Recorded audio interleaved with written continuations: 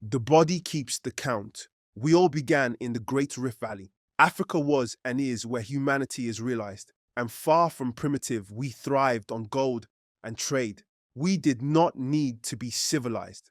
Songhai, Mali, Ghana, the West Coast. We were rulers, inventors, kings. But all the scholars in Timbuktu could not have predicted what the colonizers would bring. There was a demand for labor, a brutal hunger from the English, the Spanish, the Portuguese. So the elites stacked their brothers like cargo, and the whites shipped their chattel across the sea. There are some among us who make it their mission to fight against the roles in which we are cast. One such elder is Mama Efia Nangwasa, who links present to the past. Charleston was the port in which up to 40% of our ancestors were brought into North America. Of course, there are historians who say that Africans were here way before Columbus, and certainly before we were enslaved. We were Africans when they put us on the ship, and we're Africans today. So let's remember that. Libations is a way of connecting the present, the past, and the future. And it's usually done with water because water is the substance of life. So we pour libations first to the past, our ancestors of the past. Ashe. And Ashe is a Afrikan or African word that means, and so it is. So when I say report to the past, let me hear you say Ashe. Ashe. All right. We pour libations to our present, but our presence is our grandparents, our parents. So I ask you to think of who you want to be with us today on this journey as we remember who we are, whose we are, and from where we are, which is not the chains in which we were brought here. For the last drops, we pour into the future to have the future to which we are entitled. Ashe. Fort Sumter is the site from which the first shot was fired. The Hunley, which is one of the first submarines. It was built in 1864 in the midst of the Civil War. The state of South Carolina was able to recover the Hunley, spent millions of dollars restoring it as an example of the glory of the Confederacy. This is the marker glorifying General William Moultrie. His achievement gave meaning to the words of the Declaration of Independence and forever linking his name to the fort. So one of the things about U.S. history is that it is constantly, and as Donald Trump in his strive to so-called make America great again, which means make America white again, is to erase our history, our role in the history, and to elevate and celebrate white male history. On auction blocks, the air was rotten, dehumanized for rice and cotton. Though torn apart, the families weren't forgotten, because the body keeps the count. That's the wig. Oh my gosh. That must have hurt. I'm thinking, ugh. My name is Ava and I'm 12 years old. My name is Khalil and I'm 12 years old. My name is Simone and I am 16. I don't feel like super connected with my ancestors, not really. I don't really know my ancestors' ancestors. I definitely want to take a genealogy quiz and stuff because I do have white people in my family. I did definitely have Hispanic people in my family, but there could be like more people. My mom has red hair and my grandma has red hair. Oh yeah, girl, you Irish. My mom has freckles all over her neck. I got one on my nose. You got one on your nose? Where? Wait, It's no, I right think I see there. it. No, I see it. Oh my gosh, girl, your freckles coming in. Hopefully the rest come in. It's not. Oh my gosh, I feel like my ancestors are walking with me right now. Girl, stop. What? I'm telling you guys, I'm feeling connected. God forbid I feel connected. I wouldn't say I'm necessarily that connected, to be honest. I'm more like I'm understanding like what they went through and learning their traditions that they've gone through, realizing how much pieces I've been missing of my ancestors and my family's traditions. In the Maroons of Charleston, our ancestors would flee to escape the horrors of slavery. In the midst of oppression, they built community, and most were not found out. One sight you were not taught was of the angel oak tree where our ancestors sought their knowledge and spirit to avoid getting caught. These branches keep the count. They used to have paper, and even though paper passes, and even though it was against the law for us to learn to read and write, our people came out here to not only practice for spiritual practices, but to learn how to forge passes. So they would learn how to write, if not be able to, even if they couldn't read, they could copy each other's passes. It's cool. Like the way all the branches, like not all of them, but most of them, the way they're like kind of turning, making like a little loop or like a spiral. But rebellion against oppression came in many ways.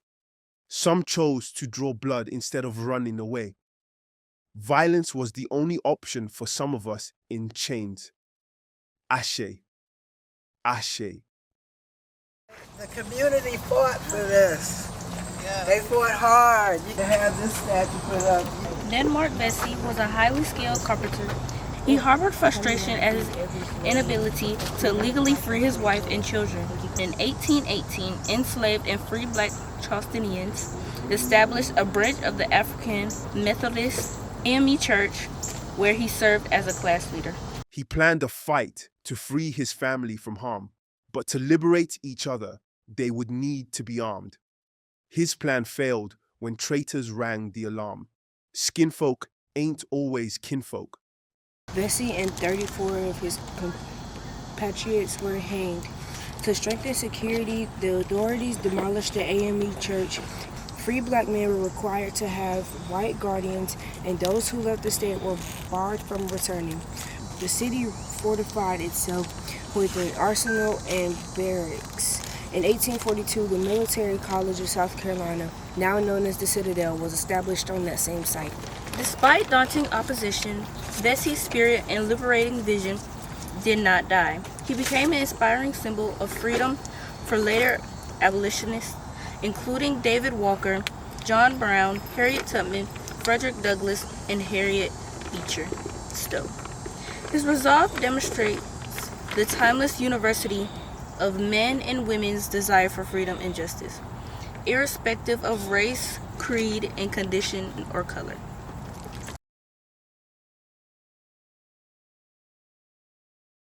But chains don't break easy.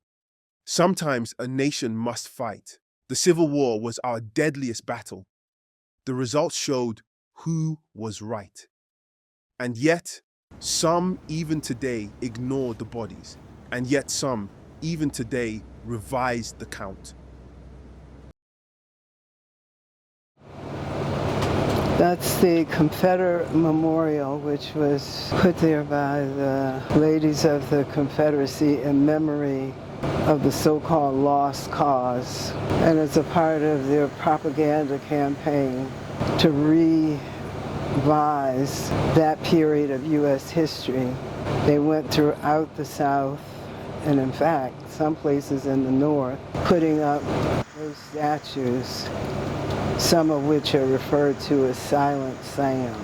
It's the oldest artifact in the city of Greenville, which speaks to the DNA of the city and county of Greenville.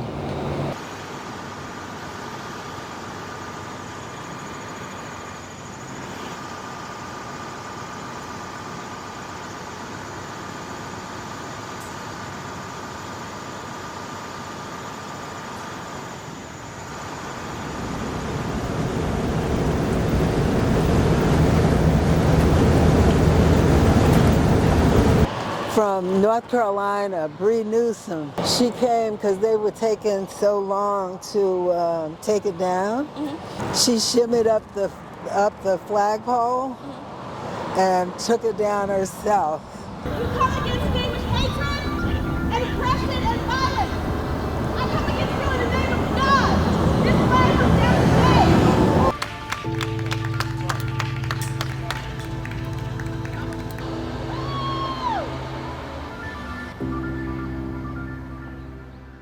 There are no stones here, but we could pick up some dust, some cut grass, and throw them at them. Wow. Wow.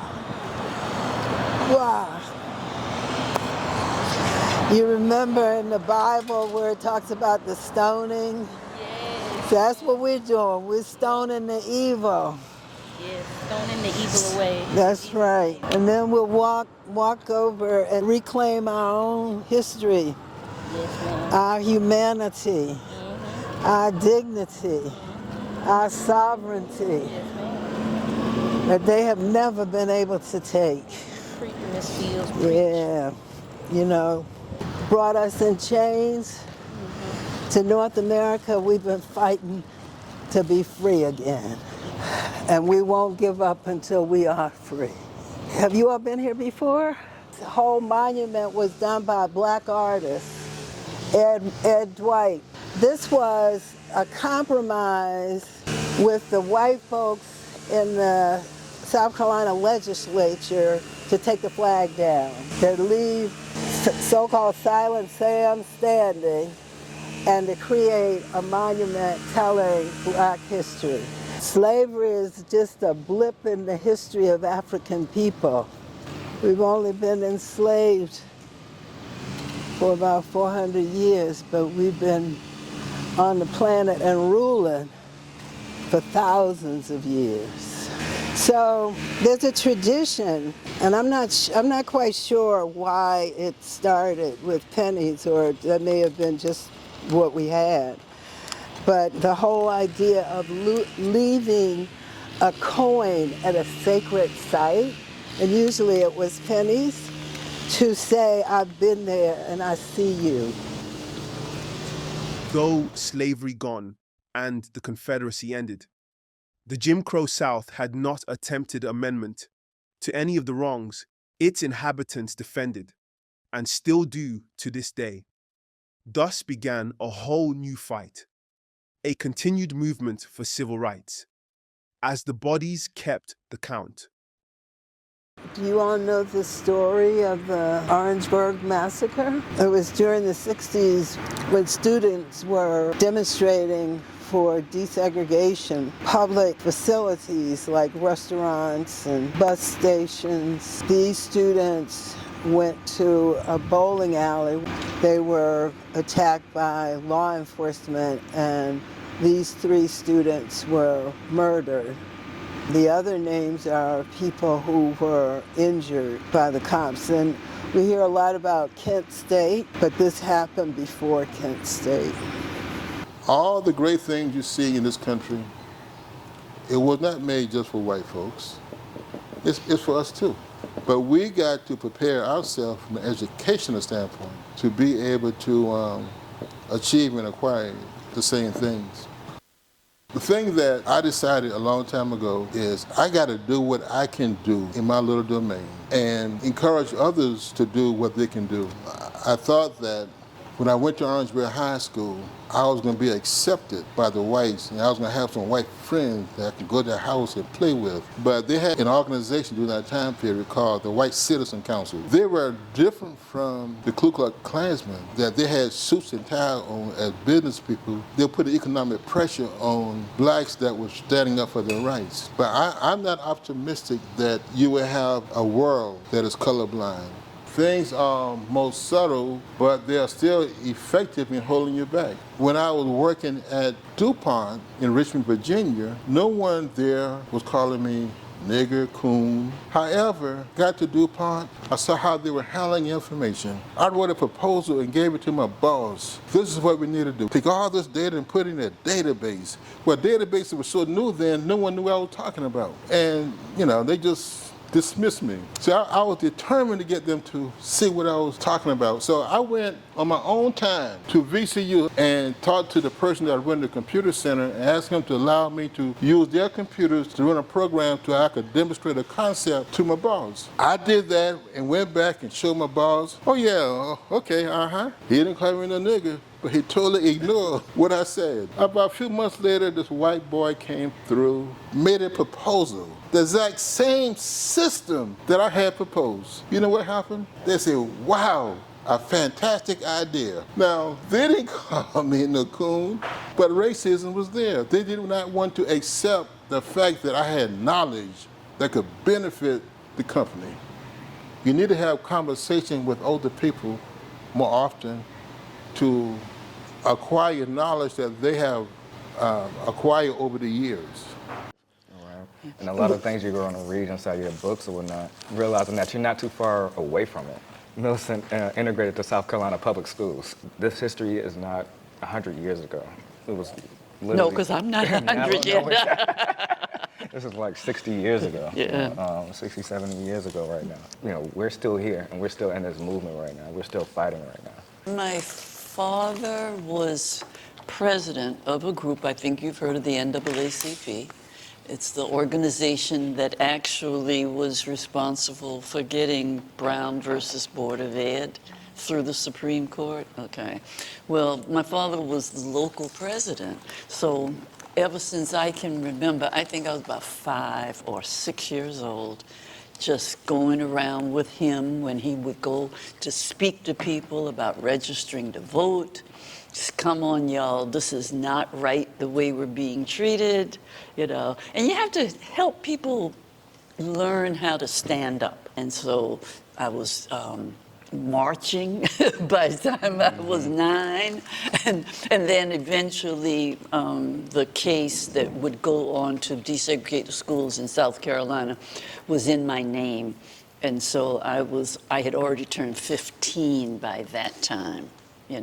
So again, it starts really early, just paying attention and hanging out with folks that are trying to do the right thing, How'd you get started, Marcus? Yeah, so how I got started was, one, my granddad always, and he's still around, when Obama first got elected, he took me to the Democratic Party office, and they was passing out snacks to people in the voting lines. So that was one of my first times, getting politically involved. Interesting. Just, pass out snacks. And I still do that to this day. We got donations, we got, people got ice cream, and we just pass out, food and snacks. A lot of people will go on their lunch break and not be able to get lunch and different things. Line be long, so it's good. It was good dinners. It's always been good. And that was, one of my first, entrances. Yeah. And just following up my granddad. I just don't want them to think it's about when I have children. Right. That's what I wanted you to hear. I was in youth and government too. We did went to the state house and they did mock legislation. So there's programs in your high school Young Democrats, or if you don't want to do that, Young Independence Club. Whatever you want to do.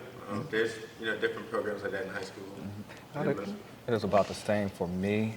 I ended up going down to Morehouse College in Atlanta, and that year, 06, is when Gen 6 happened, where 6 black boys were arrested for a fair fight, but the 6 black boys were arrested. The white kids, they weren't arrested. So we had that big march for Gen 6 down there, and ever since then, I've been on its hair.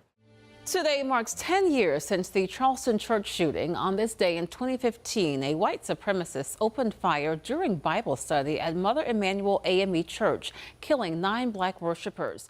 WCNC's Charlotte's... We are at the 10-year anniversary of Mother Emanuel. 10 years ago. That night, Mother Emanuel happened, they called us. There were people downtown who were like, we need y'all down here. We thought it was a police shooting, because that's what we were organizing against. So when we got downtown, we found out, something really, really bad happened down here at a church. And they just wanted us to help calm everybody down. I'm like, I'm not here to calm anybody down. That next morning, it was a very, very hot morning, one of the hottest days in Charleston, and they called upon us to organize the security of the church, Morris Brown AME, that very next morning. At that point, I left Charleston. I said I could not be in this place anymore. I could not be in this place anymore, because one thing about Charleston, it's a big city, but everybody knows each other. I knew 4 of those people who were killed inside of Mother Emanuel. And it hurt. So I had to leave Charleston. I left and said I was never gonna step foot back in Charleston again. But as you can see with this exhibition that we have up, with the 10-year anniversary, that year and for the years after, people all around the world sent in artwork to try to express their grief of what happened inside that church. So I think all of this artwork comes from all over the world. But the city of Charleston, they said, well, we need to do something more. And so they put together another committee, the Equity, Inclusion, and Racial Conciliation Committee. What could we do to make the city more equitable for people, for all people in Charleston, right? We wrote this 500-page report. It took months. We went to present it to city council, and there were people going nuts, saying, oh no, there's no way we can do reparations. We're like, what are you talking about, reparations? The word reparations showed up twice inside of the appendices of our report. 500 pages showed up twice, and they declined to accept our report. The city of Charleston and people in Charleston are scared of that scary R word. There was this one city councilman, I call him Peter Griffin, but his real name is Harry Griffin. He looks just like Peter Griffin from Family Guy.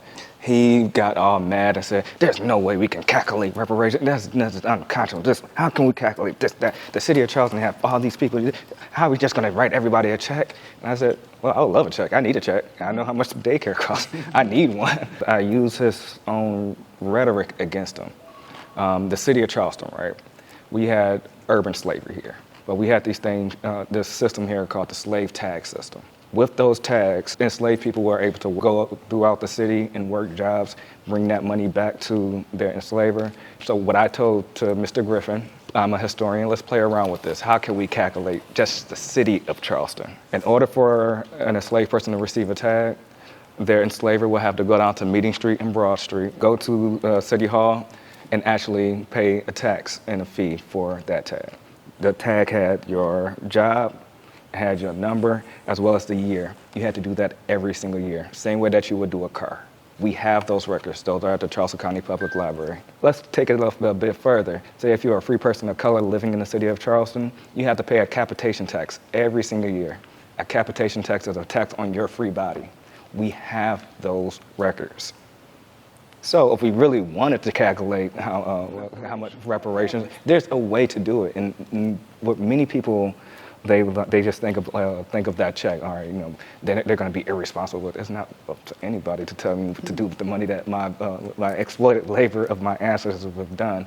But there are other ways that we can do this thing. We already know we have inequities within the city of Charleston talking about housing. For all the things I do for the city of Charleston, for the county of Charleston, I cannot afford to buy a house inside of the county. I will have to move 2 counties away in order to be able to comfortably live without being house poor inside of the city of Charleston. So how do we do this thing to make housing equity down here? That could be a form of reparations. Childcare, education, these are things that we can try to work on. The part that I led was the internal review. The city workers who inside the city can afford to live inside the city, because nobody within the city who's working for the city should not be able to not live in the city that they're working for. So I said, all right, you have people who do trash collections. You have people who work on the streets or whatnot that are making $10, $15 an hour. That's completely inequitable to where you have their directors who don't even have anywhere near the amount of education that the people who are actually working this hard labor. They're making six figures. How can we close that gap? So I said, all right, Harvard put out a study in 2019 that said the city of Charleston, everybody, in order to live comfortably, to actually live in the city of Charleston, you need to be making at least $24 an hour. At least. And then I said, all right, if we look at that in metrics and add in for inflation, you need to be making at least $26 an hour. So if the city of Charleston wants to be an equitable place, raise your minimum wage to $26 an hour. The mayor was like, oh, we're already working on it. No, you're working on getting it to $15 an hour. Right. Now raise it. Raise it to 20. Meet in the middle. They didn't want to do that because they did not, and that's why they declined our report. But that's the city of Charleston for you, because one thing they really, and I talked about how Avery, we always acknowledge our history. The city of Charleston is very hesitant on acknowledging their history. Very, very hesitant. I don't know if y'all read the news recently, but the Calhoun statue is about to go back up. Oh. John C. Calhoun was the man that owned my family. I called one of the councilmen because they did not tell me that they were about to meet about it. And I went off on him a little bit. I said a couple choice words to him. And he was like, well, it can't go inside of the city of Charleston. I said, Stephen, there are places in West Ashley that are still annexing into the city. Mm-hmm. That's still county. Mm-hmm. Now, until the county says it cannot be inside the county of Charleston, somebody can own land right across this bridge right here, the West Ashley Bridge that y'all are about to go over. A lot of that land is still county. So technically, it won't be in the city.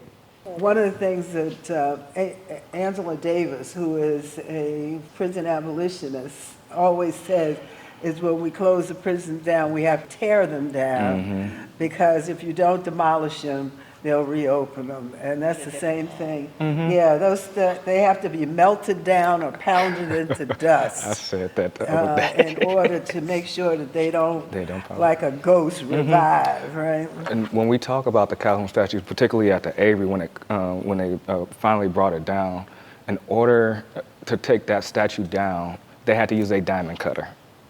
They had to be intentional about how they pulled that thing down. They tried to use a regular saw. They tried to pull it down. They had to use a diamond cutter, and it basically speaks to Charleston. If you want to truly make some type of change, you have to be intentional, or else it's just going to fester. That statue was up for a long time. It festered, and now it's about to just grow up from the seas again, because we did not pull up the roots of what was going on down there. Ashe. Ashe. Really, it was just a handful of people that was in the struggle. When Martin Luther King got killed, blacks all over this country moved. And it lasted for a good 15 minutes. Now, what if you have that kind of movement, sustained movement? You have to become the kind of person that says, I want to be a part of making things better. And then you decide, what's your lane again? That's what we keep saying. It might be the writing, it might be the teaching, it might be the filming. But one of the most impressive women was somebody in the Black Lives Matter. She realized we can go out here and kick up some dirt and everything and get arrested, but who's going to have the bail money to get you out?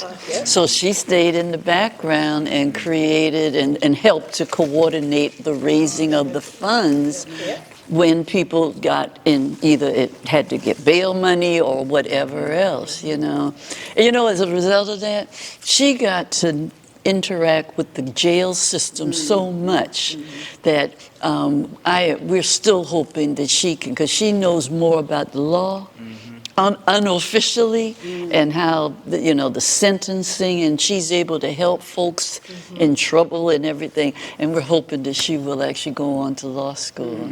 But it started with her just doing a little bit in the background. Anybody can be an activist, but not everybody can do the organizing. What do y'all see yourself within this fight, this struggle,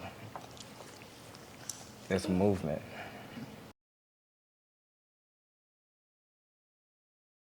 I feel like if my community had reparations, the death and dropout rates would be lower. To me, reparations mean for the state or federal government to take responsibility for any unlawful hurt, harm, danger, or loss. When someone has reparations, the state pays for any injury, mental suffering, and damage to one's reputation. No need to ask when. Let's figure out the how. We deserve reparations. Reparations. Now.